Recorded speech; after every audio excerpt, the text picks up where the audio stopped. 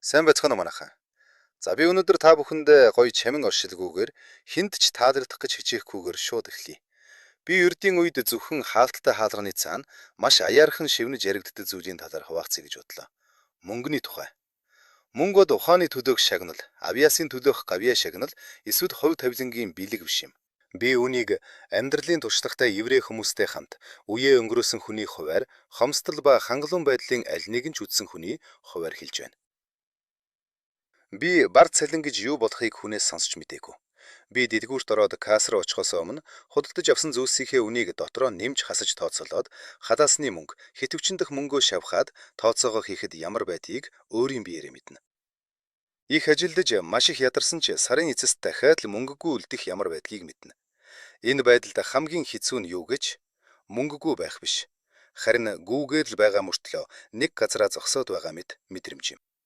Амьдралынхаа нэгэн мөчид би энгийн мөртлөө сэтгэд өвтгөм үннийг ойлгосон. Ядуурл гэдэг бол бага орлого олохыг хэлэхгүй. Ядуурл гэдэг бол мөнгө хэрхэн ажилдгийг ойлгохгүй байхыг хэлнэ. Бага орлоготой ч алхамаар дэвжиж болно. Эсвэл дунджаас дээгүүр орлоготой ч насан туршдаа өрөнд баригдаж болно.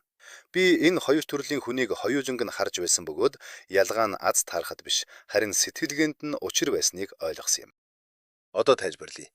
Сахилга бат ба систем. Еврейнэр гинтийн гайхамшигт итгэдэггүй, харин систем, тооцоо, төвчээрт л итгэдэг. Миний өвөө хэлдэг байсан. Буруу чиглэлд хурдан гүйж байснаас зөв чиглэлд удаан алхсан дээр гэж. Орчин үеийн ертөнц болох яг энэ мөчид бид маш их хуурмаг зүйлд дуртай болсон байдаг. Бидэнд гоё машин, үнэтэй байшин, хурдан амжилтыг улиг уртал харуулж рекламдаж байгаа. Гэхдээ хинч олон жилийн сахилга бат, татгалзал, алдаа болон чимээгүй хөдөлмөрийг тэр босгон харуулад байдаггүй. Маш олон хүн эхлээд их мөнгө олж байгаад дараа нь стратеги бодно гэж андуурдаг. Энэ бол буруу. Эхлээд стратеги бий болж дараа нь орлого өсдөг. Мөнгө эмх замбраагүй газарт ирдэггүй, харин дэг журамтай газарт ирдэг гэдгийг маш сайн ойлгох хэрэгтэй шүү. Тэгэхээр хэдүүлээ хэрхэн өөрчлөгдөх вэ? Буруу дадал зуршлаа засах бодит алхмуудаа мэдэж явцгаая.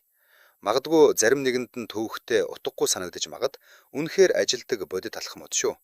Эдгээр алхмуудыг ядаж нэг сар хичээгээд хэрэгжүүлээд үзээрэй. Үр дүн нь чиний нэг сарын өмнөх байдлаас маш их өөр байх болно. Мөнгө санхүүгээ чи өөрөөр хардаг болно. Хэрвээ чи бар цалингаас салахыг хүсэж байгаа бол эхлээд орлогоо биш, мөнгөнд хандах хандлагаараа өөрчлөх хэрэгтэй. Нэгдүгээрт, мөнгө бүрийг тоол. Чи нэг төгрөг бүр хаашаа усаж байгааг яг таг мэдэх ёстой. Тоолж эхлэх хүртэл чи мөнгөний эзэн биш, харин мөнгөний төр зургийг харуулна байна. Хоёрдугаарт. Эхлээд өөртөө төль. Манайхны хамгийн их гаргадаг алдаа бол хүмүүс байр, хоол, зээлээ төлөөд үлдсэнийг нь хадгалах гэж оролддог. Гэхдээ хизээч юу ч үлддэггүй. Найдвартай юу ч үлддэггүй. Тэгэхээр зөв дараалж нь бол орлого орж ирэнгүүт хамгийн түрүүнд өөрийн ирээдүйд зориулж 5-10 болтгой хувийг хадгалж бай. Энэ бол заавал хийж байх хамгийн чухал зуршил байх ёстой шүү. Одоо харин орлого ба баялагын ялгааг хэлж өгье. Орлого бол сар бүр орж ирдэг мөнгө. Баялаг бол чи ажиллахаа болоход үлдэж буй зүйл юм. Мөн өөрийнхөө үн цэнийг мэдэж бай. Дэлхийн ертөнц чиний хичээл зүтгэл биш, харин чиний үзүүлж буй ашиг тусад мөнгө төлдөг. Би ямар асуудлыг шийдэж байна вэ гэж өөрөөсөө асуу. Хэрв хариулт нь сул бол суралц. Суралцах нь зардал биш, харин хөрөнгө оруулалт юм. Бусдад сэтгэл төрүүлэхийн тулд зээлээр машин авах, үнэтэй зүйл авах нь чиний ирээдүйг идэж буй хэрэг. Баялаг даруй занд дуртай.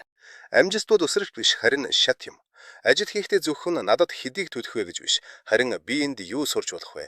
Энэ нь миний зорилгод яаж ойртуулах вэ гэж асууж эхлэхэд амьдрал өөрчлөгддөг. Энэ бүхнийг цаас үзгээ аваад нэг сайхан бичээд үз. Бүх орлого зарлагаа нэг бүчлэн бич. Энэ нь сэтгэл өвтгөн байж болох ч үнэн нь бол чиний санхүүгийн тулах зэгч нь байх юм. Хэрв ямар нэгэн зүйлд ашиг тус эсвэл баяр баясгалан авчрахгүй байгаа бол тэр нь гарц юм. Юм худалдаж авах гэж байгаа бол эхлээд энэ надад үнэхээр хэрэгтэй юу гэдгийг өөрөөсөө асуугаад нэг өдөр бодож үзээрэй. Тэгээд авсан зүйлтэй нь 7 хоногийн дараа танд ямар мэдрэмж төрүүлэх бол гэдгийг бас бодоод үзээрэй. За эцэст нь дүгнэж хэлэхэд мөнгийг тоол, мөнгийг хөндөл, өсөлтийн төлөө суралц, боломжоос бар зардлаар амьдр, ирээдүйдээ хөрөнгө оруул, төвчээртэй бай. Эхлэхэд хизээч оройтохгүй. Би 40-50 наснда ч санхүүгийн хувь тавилангаа өөрчилсөн хүмүүсийг харж байсан. Баян харагдах гэж бүү тэмүүл, харин тогтвортой байхыг хичээ. Мөнгө гэдэг чинь хүлээж тоолж хэдэн асхмын төрөнд сэтгэж чаддаг хүмүүст хайртай байдаг.